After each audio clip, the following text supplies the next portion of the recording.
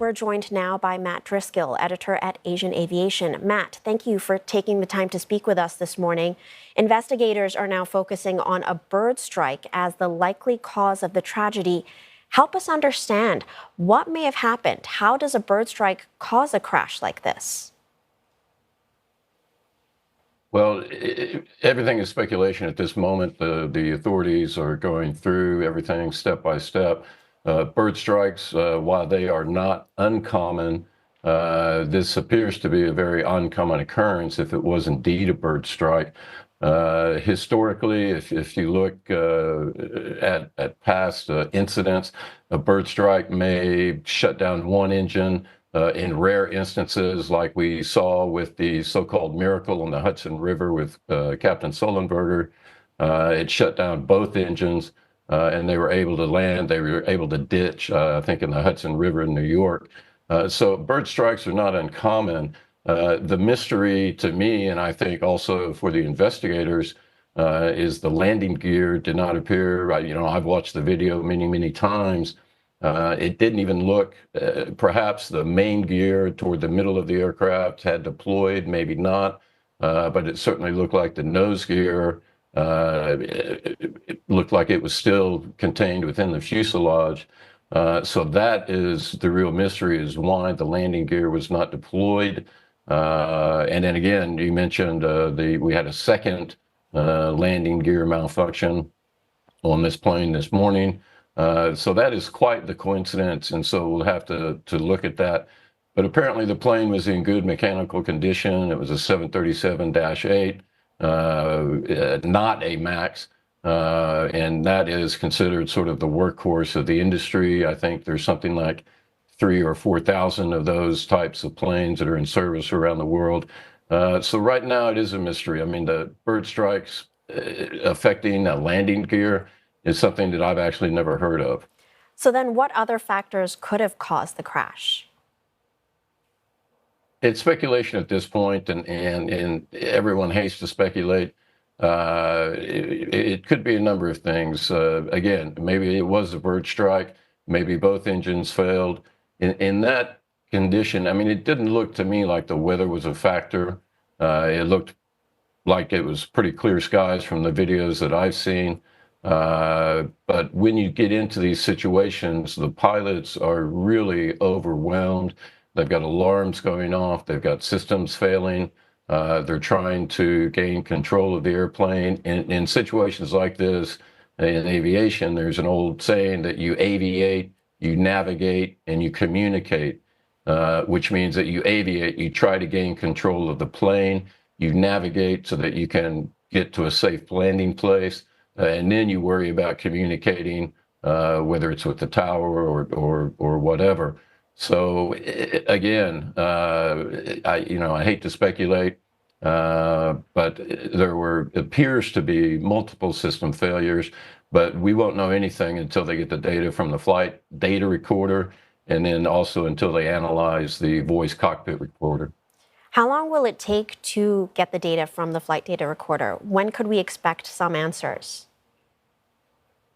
It all depends. This is not like if you watch, me, I watch the Nat Geo Mayday shows all the time about the aviation industry and various crashes. It's not something that they wrap up in 30 minutes like on a television show. Again, you mentioned that the flight data recorder had some damage. Normally, investigators like the NTSB and other authorities, they have very good people, very good technicians that can extract a lot of the data, but it depends on how much damage, how much fire damage there was. These so-called black boxes, even though they're orange, are hardened. They are very well protected. But when you get into a crash like that, with the amount of fire that was going on, the plane exploded. It depends on the amount of damage that was incurred. But the data technicians are usually, these are top guys, and they're very good at extracting whatever data survived. You'd mentioned that you watched the video of the crash several times.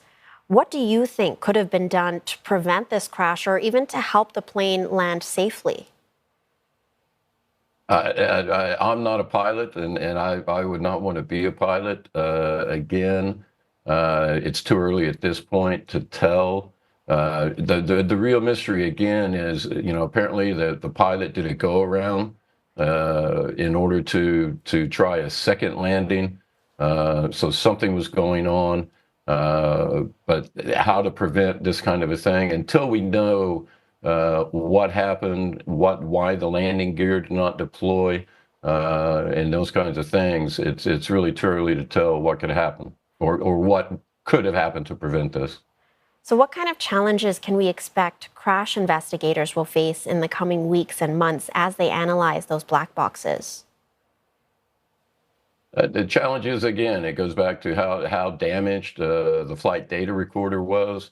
It goes back to they have to check the maintenance records for this plane.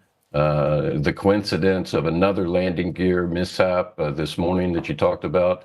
I think people are going to be looking at Jeju Air's maintenance, repair, and overhaul practices. Apparently, the plane was in good mechanical condition. And also in South Korea, I've covered South Korea. I've been there many times.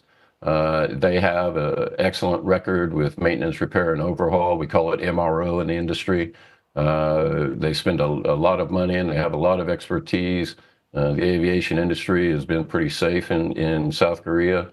So, the challenge is to get the data, to go step by step. Again, it's not something that's going to be solved overnight. It's going to take probably at least several weeks, if not longer, to fully analyze all the data and come up with a reason why or the multiple reasons why this kind of thing happened. Again, pilots, when they get into these kinds of situations, they are really overwhelmed.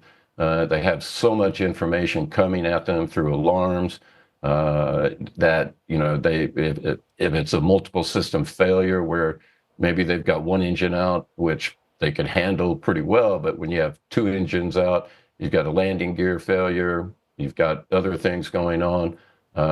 It's really, really difficult to aviate and to get out of a situation like that. So we'll just have to wait and see what the black boxes tell us. Thank you, Matt, for sharing your insights with us. We were speaking to Matt Driscoll, editor at Asian Aviation.